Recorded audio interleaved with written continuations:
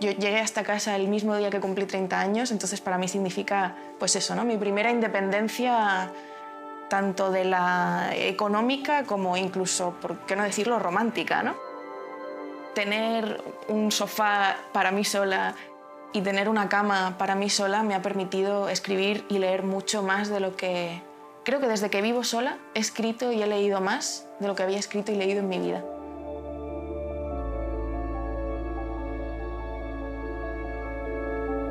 Muy pocas veces se habla de lo costoso que es escribir en situaciones de precariedad, no tanto porque sea difícil escribir en sí, sino porque es difícil llegar con la mente clara al final del día después de haber hecho 1000 trabajos diferentes y haber pagado 1000 facturas diferentes.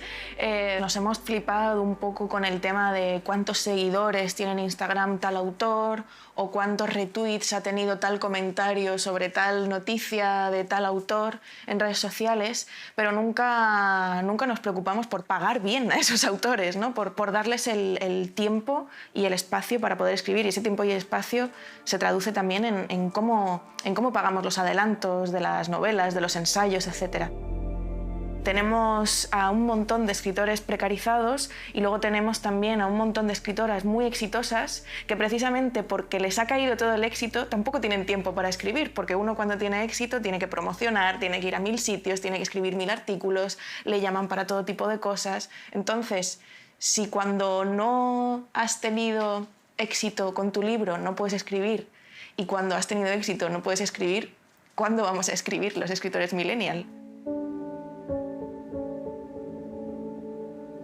Era curioso porque cuando yo era muy pequeña mis padres me insistían mucho en que leyera, tienes que leer, me regalaban libros. Recuerdo, pues yo qué sé, mi padre me regalaba La Isla del Tesoro y entonces con ello me regalaba un barco de Playmobil por mi cumpleaños y era como, por favor, lee esto y luego juega y tal, porque leer es jugar y no sé qué. Es decir, estaban súper empeñados en que yo leyera. Mi madre me explicaba, me leía La Odisea, mi padre me leía cuentos de Cortázar, además como que siempre muy insistentes en que yo de niña tuviera lecturas adultas, además, ¿no? Y yo no les hacía ni caso. Hasta que me empezaron a prohibir libros. Me prohibían las 11.000 vergas, me prohibían, por ejemplo, una antología que tenían de poesía sobre el suicidio. Es decir, de repente había como una serie de libros prohibidos que eran los que precisamente a mí me atraían, ¿no? Y yo creo que viendo un poco este doble juego del intentar que la niña lea, pero al mismo tiempo prohibirle los temas polémicos de la literatura, que es lo que parece que a la niña le atrae, ¿no? Como a todo niño que tenga curiosidad por el sexo y por las drogas y por todas esas cosas que parecen prohibidas. Mi padre al final me regaló un libro de Bukowski, que es la historia que cuento siempre, ¿no? Que como a una niña a la que hasta los 17 años no le dejaste salir a beber y con sus amigas le regalas a los 11 años un libro de Bukowski.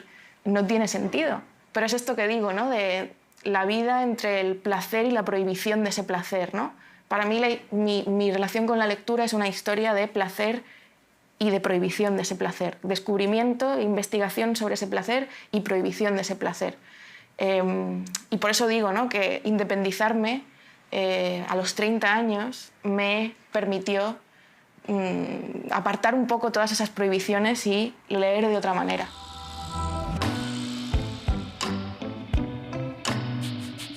Quizá lo que más me marcó a los 20 y pocos fue el hecho de empezar a buscar mujeres. Y en esa búsqueda, ese camino hacia las autoras quizá más obvias, a las que nos empujaban a leer, ¿no? Es decir, si eres mujer tienes que leer a Pizarnik, a Sylvia Plath, a Anne Sexton, que son precisamente las poetas a las que más he leído y a las que más sigo estudiando. O sea, son inacabables, ¿no? Solo Pizarnik es una autora que para mí no se acaba nunca, ¿no?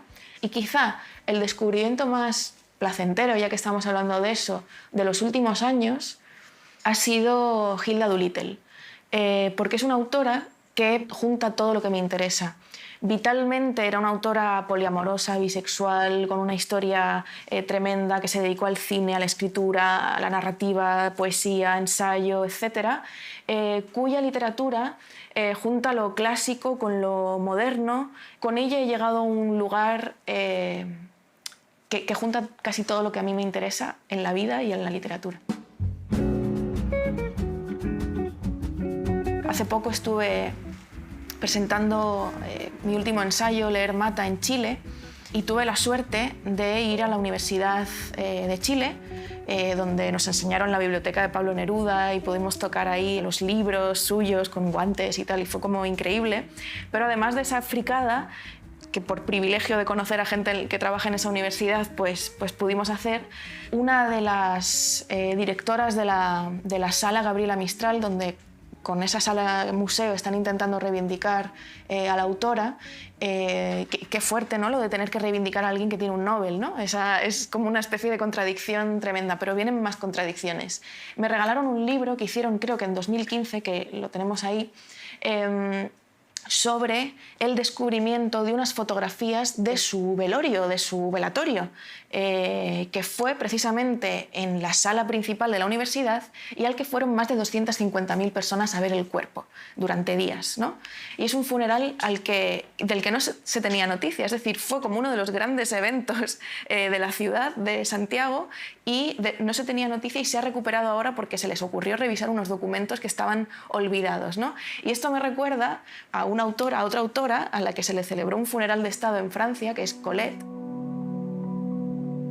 y de la que hoy, si ponemos su nombre en Google, solo podemos encontrar cosas como la vida alocada de Colette, la autora bisexual que te sorprenderá, el no sé cuántos. Y si la buscas en librerías será muy difícil encontrar su obra completa cuando es una autora a la que también se le celebró un funeral de Estado. Entonces, ¿cómo puede ser que dos autoras que han influido tanto como Gabriela Mistral y Colette, a las que además se les ha celebrado hasta muertas y se les ha celebrado públicamente y popularmente, estén tan mal editadas en nuestro país? O sea, ¿cómo puede ser eso, no? ¿Cómo puede ser que hasta las que ya tuvieron toda la fama que se podía tener en su época, hoy estén así de olvidadas, ¿no?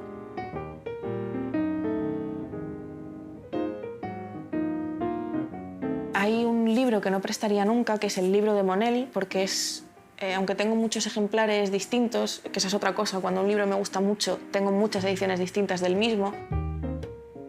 Lolita, el libro de Monel, el Ulises, son varios los ejemplos, pero el libro de Monel, editado por Hiperión, en los 80s, 90s, no lo regalaría nunca porque era un ejemplar de mi madre. Y luego hay otro libro que tampoco regalaría o dejaría nunca, del que también tengo varias ediciones, que es Pura Pasión, de Annie Ernaux, pero la edición de segunda mano que me compré como en 2008, a los 18 años, uno, no la dejaría nunca porque fue mi primer contacto con Annie Ernaux, y dos, porque está firmado por ella. Entonces, ese ni se toca.